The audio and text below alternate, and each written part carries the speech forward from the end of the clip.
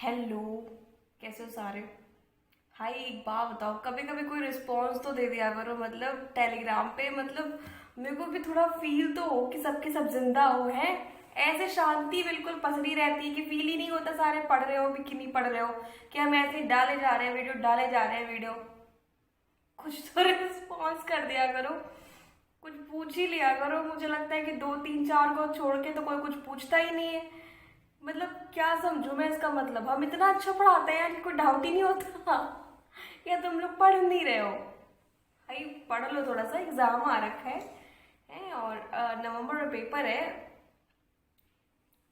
और इस बार तो आपके पास बहुत अच्छा चांस है यार। बताओ, नवंबर में पेपर है, फिर दिसंबर में भी पता नहीं हो जाए, जनवरी में जैम है, फरवरी में गेट है, जेस्ट है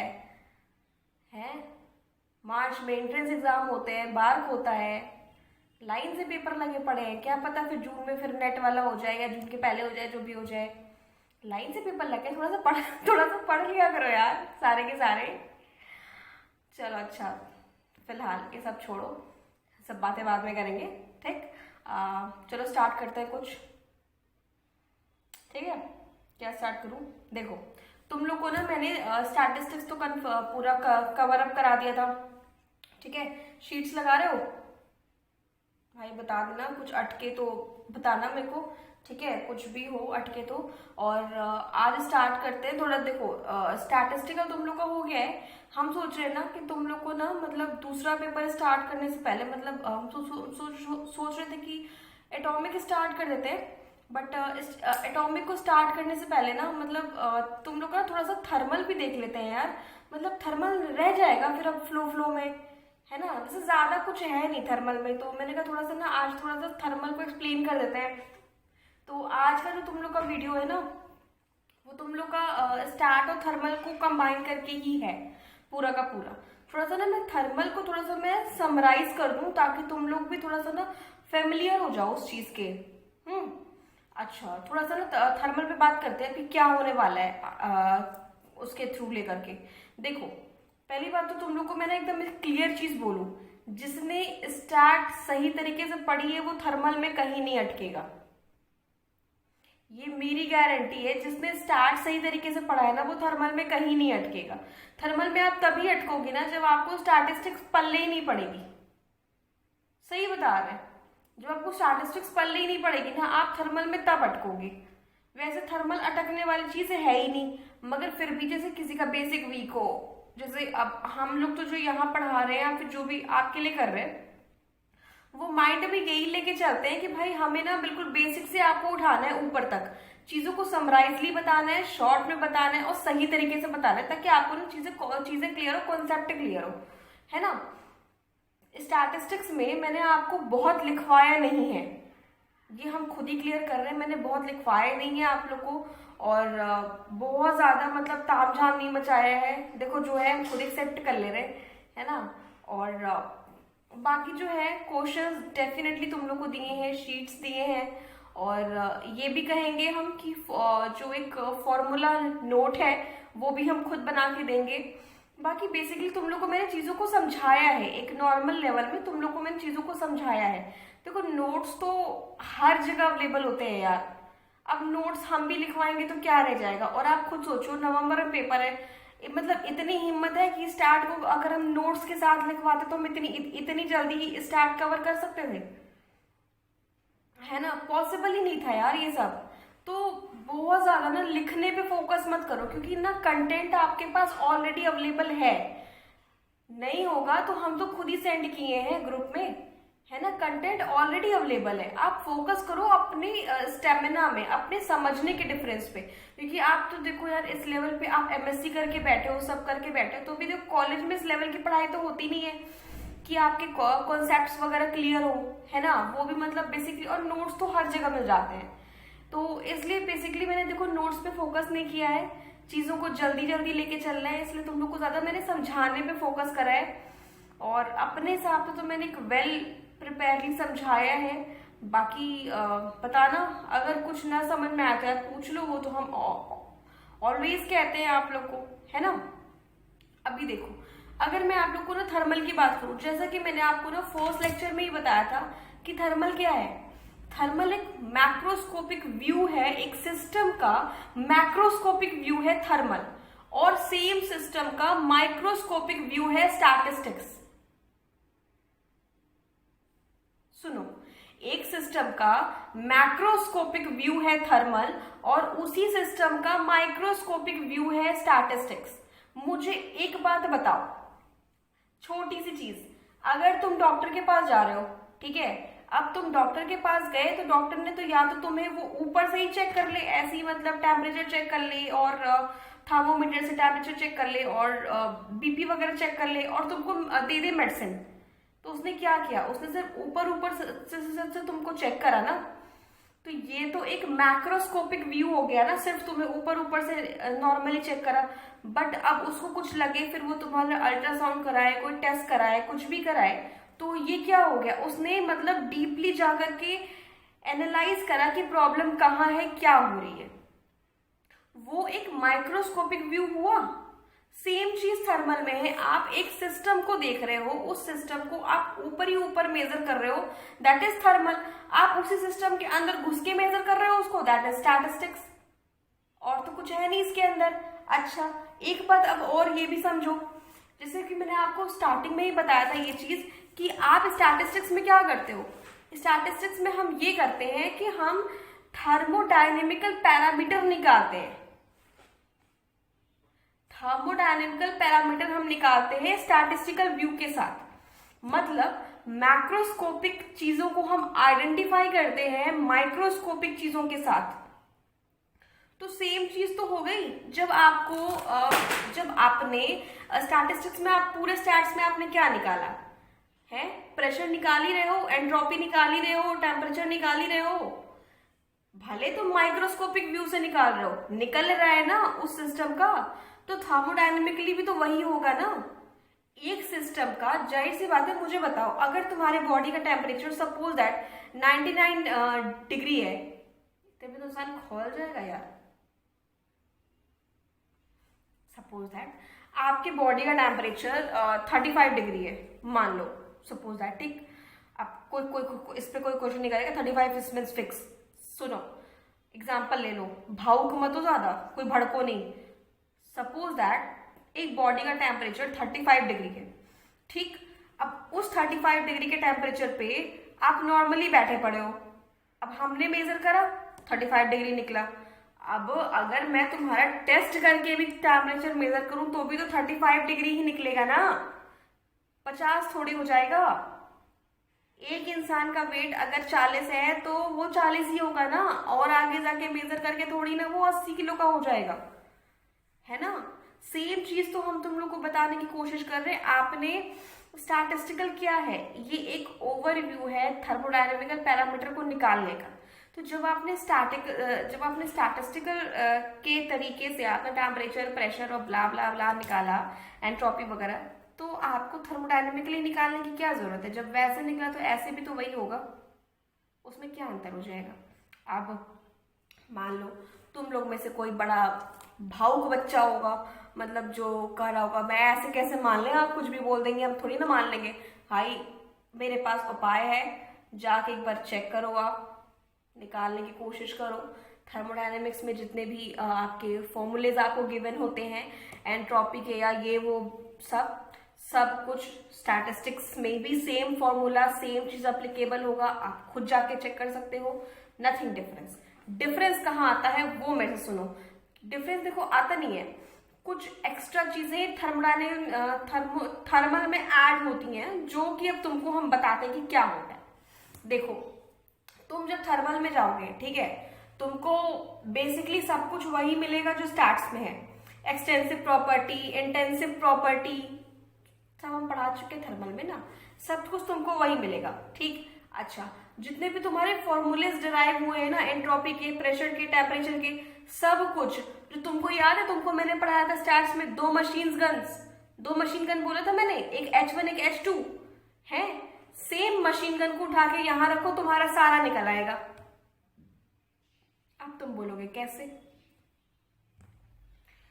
हम तुम लोग को जो भेजेंगे ना फॉर्मूला शीट, उसमें हम करके भेजेंगे तुमको, तुम खुद देखना सेम तरीके से यार। अच्छा मुझे तुम बताओ, अब तुमको पता है dq is equal to du plus du is equal to dq plus pdv minus tds, ठीक। अब तुम इसको अगर सेकंड वाले में उठा के रखोगे तो तुम्हारा एंट्रोपी नहीं निकल आएगा?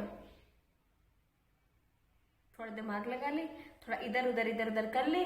तुमको मैंने उस टाइम पे भी चीजें बताई थी, सेम चीजें यहाँ पे भी हैं, नथिंग डिफरेंस, ठीक। तुम्हारे सारे जितने भी फॉर्मूलेज होंगे वो सारे निकल आएंगे। थर्मोडायनेमिक में और पूछता क्या है? स्पेसिफिक हीट वगैरह पूछता है। स्पेसिफिक हीट निकालने का तुमको तरीका मैंने वहीं पे बता दिया था।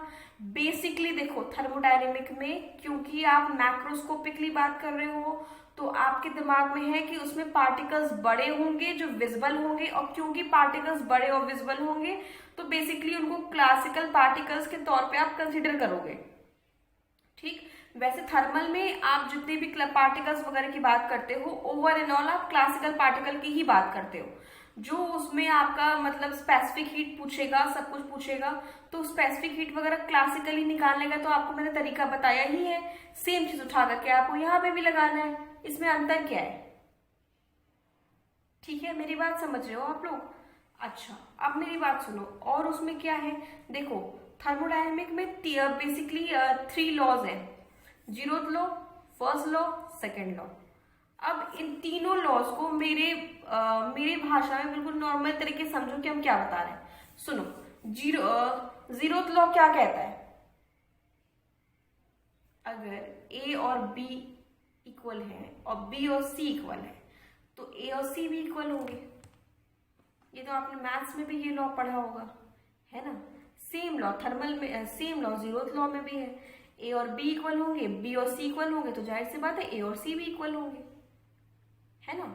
अब अगर मैं जैसे टेम्परेचर की ही बात कर लूं, अब अगर मैं बोलूं कि कोई एक सिस्टम है ए, मान लो कोई एक सिस्टम है ए जिसका टेम्परेचर बी सिस्टम के टेम्परेचर के इक्वल है, और कोई सिस्टम बी का टेम्परेचर किसी सी सिस्टम के टेम्परेचर के इक्वल है, तो भाई ऐसे तो ए और सी का भी तो टेम्परेचर इक्वल हुआ, ठीक। यही आपका जीरोथ लॉ बताता है। फर्स्ट लॉ आपका बताता है इंटरनल एनर्जी। फर्स्ट लॉ आपका बताता है internal energy of the system. अच्छा अब वो इंटरनल एनर्जी कैसे बताता है? देखो इंटरनल एनर्जी वो इस तरीके से बताता है कि उसका फंडा है कि जैसे आप लोग बचपन से पढ़ते आ रहे हो ना कि energy can neither be created nor destroyed, ये सब जो फंडे हैं ना सेम यहीं पर यहाँ पे भी अप्लाई होते हैं। ये जो आपके फॉर्मूला जो आपका मशीन गन आया ना du is equal to d U Q plus PDV minus TDS, यार ये सब तो इसी से ना आया। एनर्जी आपकी क्रिएट जब भी हो रही है एक सिस्टम में, मान लो अब उस सिस्टम का मान लो पानी बॉयल हो रहा है, ओपन सिस्टम है, पानी बॉयल हो रहा है तो वो पानी ऊपर गया ना, अपने ही सराउंडिंग में तो गया, मतलब आपका एनर्जी एक फेज से दूसरे फेज में शिफ्ट हो गया ना, यही तो हुआ ना वहां पे। और क्या हुआ, जब आप कुकर को बंद करके खाना बना रहे हो तो कुकर को बंद करके खाना बनाने में क्या हुआ, आप टेम्परेचर दे रहे हो, प्रेशर दे रहे हो, उसमें प्रेशर बढ़ रहा है और उसी का जो रेफरेंस फॉर्मूला जो मतलब पलट करके पड़ रहा है उसी के थ्रू तो खाना आपका बन रहा है। टेम्परेचर प्रेशर में बिल्कुल आ करके तभी तो आपका खाना बन रहा है, तभी तो चावल वगैरह सब कुछ बॉयल होते हैं, है ना। तो सेम फिनोमिना तो हुआ यार। इसका मतलब टेम्परेचर या प्रेशर आप उसको एक एनर्जी के फॉर्म में अगर मैं बोलूं तो एनर्जी कहाँ डिस्ट्रॉय हो रही है, वो एक फॉर्म से दूसरे फॉर्म में जा रही है, दूसरे फॉर्म से तीसरे फॉर्म में जा रही है, बस। अब सपोज दैट अब हम तुम लोग को पढ़ा रहे हैं फुल एनर्जी के साथ, अब मेरी एनर्जी कहीं ना कहीं तुम में भी तो ट्रांसफर होगी। तुम हमारे लेक्चर को सुनोगे, समझोगे, फिर तुम्हें ठीक लगेगा, फिर तुम उठाओगे क्वेश्चंस को करने के लिए, क्वेश्चन करोगे, फिर सब, तो ये सब क्या हुआ, तुम्हारे में एनर्जी कहाँ से आई, मेरे थ्रू ही तो ट्रांसफर हुई। अब वो अलग बात है कि दुष्ट हो तुम लोग, करते नहीं हो, बट कोई कोई करता है, सारे नहीं है। तो डोंट बी सीरियस, हाँ इट्स अ जोक, होना चाहिए ना, वरना चीजें बहुत सीरियस लगने लगती है नहीं फिजिक्स में। अच्छा सेम चीज फर्स्ट लॉ में है और फर्स्ट लॉ में कुछ नहीं है। अच्छा सेकेंड लॉ में क्या आता है तुम्हारा, सेकेंड लॉ में क्या आता है? सेकेंड लॉ में तुम्हारा ऐसा देखो कोई ऐसा स्पेसिफिक चीजें डिफाइन नहीं है और ज्यादा कुछ है नहीं। और उसमें ना एक स्टेटमेंट हम ये जरूर कह सकते हैं कि एट ए सर्टेन टेम्परेचर आपके ना जो मॉलिक्यूल्स है ना वो एक सर्टेन टेम्परेचर पे फ्रीज हो सकते हैं। जैसे देखो सिंपल सी बात है, तुम लोग को ये चीज मैंने स्टार्ट में भी समझाई थी। जाहिर सी बात है यार, इंसान पे या किसी मॉलिक्यूल पे या किसी पार्टिकल पे टेम्परेचर और प्रेशर का इफेक्ट तो पड़ेगा ही पड़ेगा, है ना। अगर कोई मॉलिक्यूल नॉर्मल रूम टेम्परेचर पे है तो वो नॉर्मल है। अगर मैं टेम्परेचर बढ़ा दूं 100 डिग्री 110 पे कर दूं तो वो बॉयल होना शुरू हो जाएगा, बहुत तेज तेज तेज तेज, है ना। अगर उसी का मैं टेम्परेचर बहुत ज्यादा मैं लो कर दूं, 0 पे कर दूं, माइनस पे कर दूं, तो वो चीज वहीं फ्रीज हो जाएगी। मतलब उसका मोशन बंद हो जाएगा। जो वो नॉर्मल वे में था, जो वो यहाँ वहां भाग रहा था, जब वो फ्रीज होगा तो उसका मोशन कंडेंस हो जाएगा, मोशन बंद हो जाएगा उसका, वो पार्टिकल स्थिर हो जाएगा। यही आपका सेकेंड लॉ ऑफ थर्मल है। अच्छा, अब थर्ड लॉ क्या बोलता है, जो कि मैंने आपको वहां पे बताई थी, entropy of universe is 0 at 0 kelvin. भाई सेम चीज है ना। देखो सेकेंड लॉ और थर्ड लॉ थोड़ी थोड़ी ना मैच करती है आपस में, इन लोगों में बहुत ज्यादा कुछ ऐसा डिफरेंस नहीं है। देखो उसमें हम एंट्रोपी की बात डायरेक्टली नहीं कहते, यहाँ पे हम डायरेक्ट एंट्रोपी की बात करते हैं होल यूनिवर्स के लिए। ठीक, जाहिर सी बात है ना, 0 केल्विन टेम्परेचर पे एंट्रोपी 0 होगी क्योंकि वहां पे मूवमेंट नहीं होगा पार्टिकल का। जब पार्टिकल का मूवमेंट ही नहीं हो रहा है, सारे पार्टिकल कंडेंस फॉर्म में है, फ्रीज हो चुके हैं, तो वहां पे आप एंट्रोपी क्या निकालोगे, फिर वहां तो एंट्रोपी 0 ही आएगी ना। ठीक, अच्छा और क्या होता है थर्मल में, थर्मल में आपका और आता है साइक्लिक प्रोसेस, जिसको आप आगे जाके कार्नोट इंजन भी कहते हो। अच्छा अब ये क्या वाला है, सुनो, पढ़ा तो सबने होगा 10th-12th में, कॉमन सी चीज है, बट स्टिल नॉर्मल भाषा में सुनो।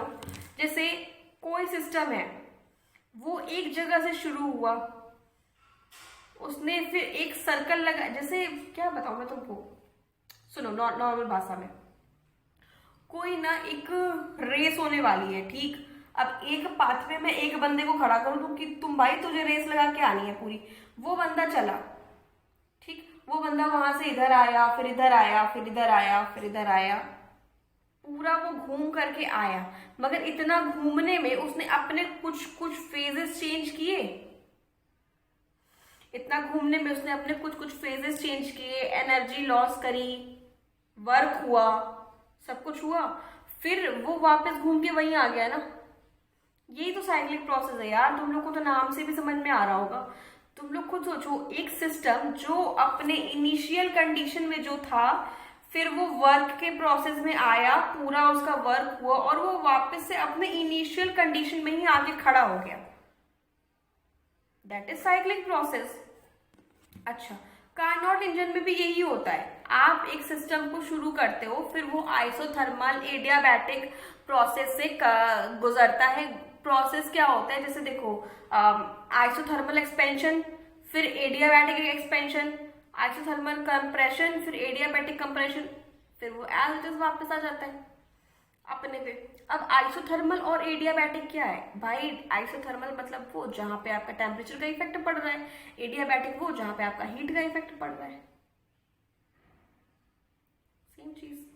ठीक, फिर वो ना इनिशियल कंडीशन में घूम करके अपना वो वहां पे वापस आ जाता है।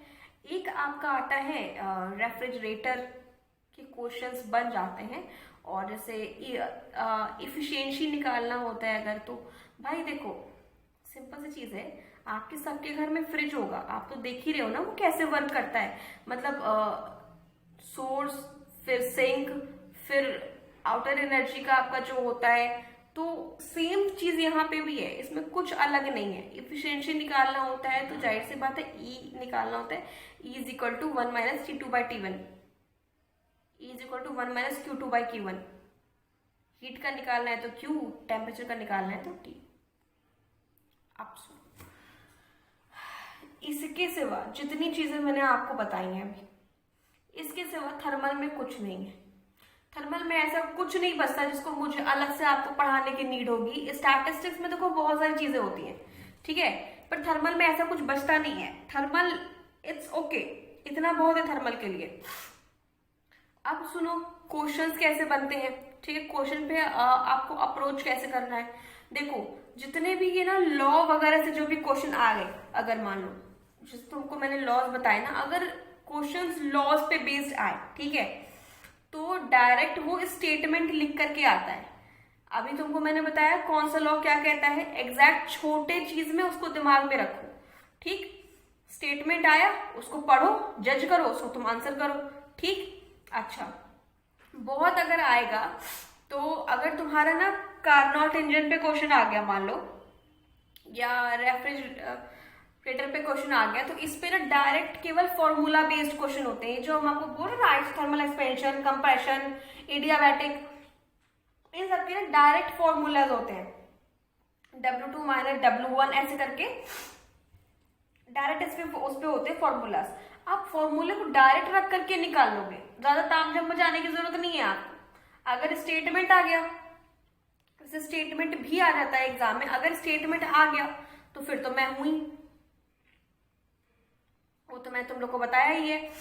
जब तुम लोग के दिमाग में भी इतने नॉर्मल तरीके से मैंने बताया तो कॉन्सेप्ट तो दिमाग में होगा ना।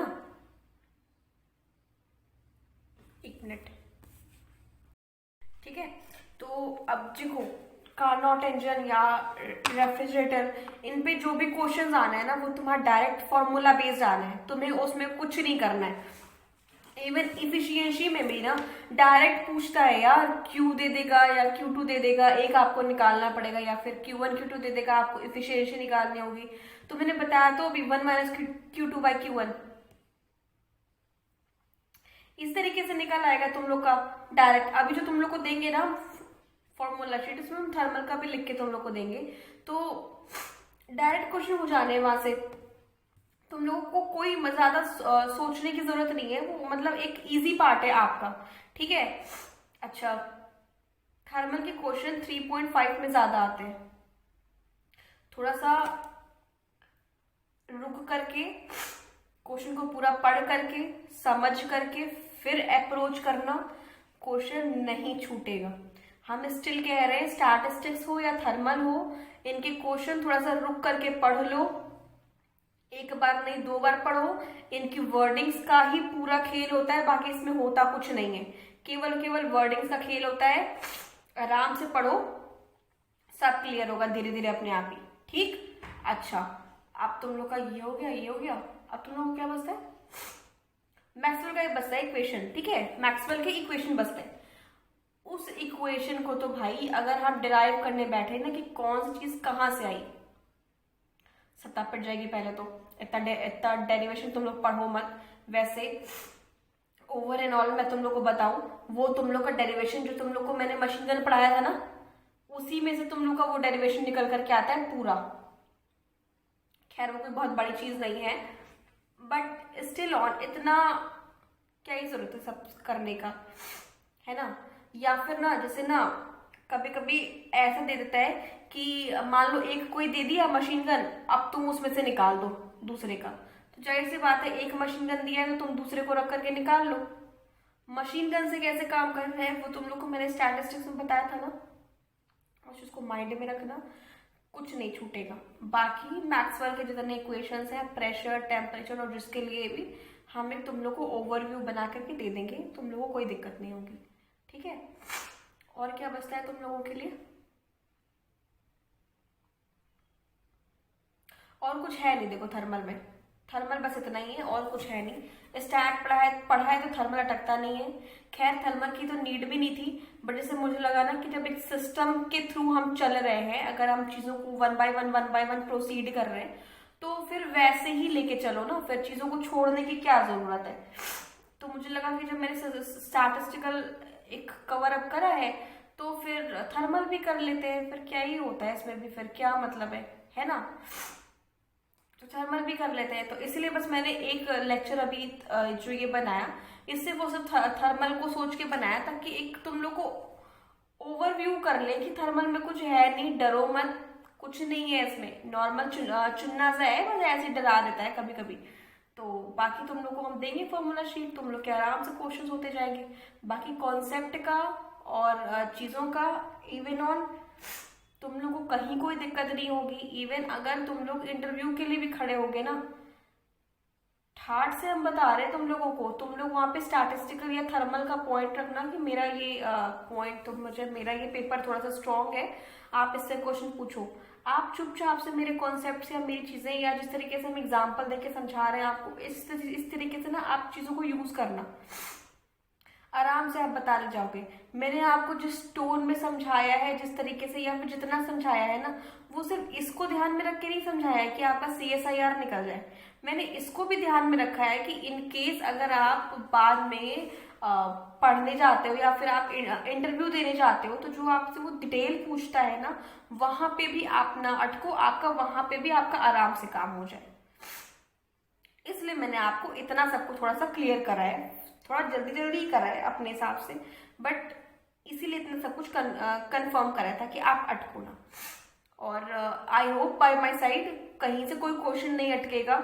स्टिल हम बोलेंगे क्वेश्चन को पढ़ो 1 बार 2 बार 3 बार, इनके वर्डिंग्स बहुत इंपॉर्टेंट होते हैं, और फिर ट्राई करो। इससे ऊपर कुछ नहीं है तुम लोगों को बताने के लिए। अब नेक्स्ट लेक्चर जो तुम लोगों का आएगा, अब तुम लोग का स्टार्ट होगा एटॉमिक मेरे थ्रू, ठीक। तो अब तुम लोग का नेक्स्ट लेक्चर एटॉमिक हम तुम लोग को देंगे, ठीक है। तो अब थर्मल और स्टैट दोनों यही एंड करते हैं, और नोट्स तुम लोग को भेज देंगे। बाकी ये जो एटॉमिक है ये हम तुम लोग को स्टार्ट करते हैं, ठीक है, नेक्स्ट लेक्चर से। Till then keep learning. चलो।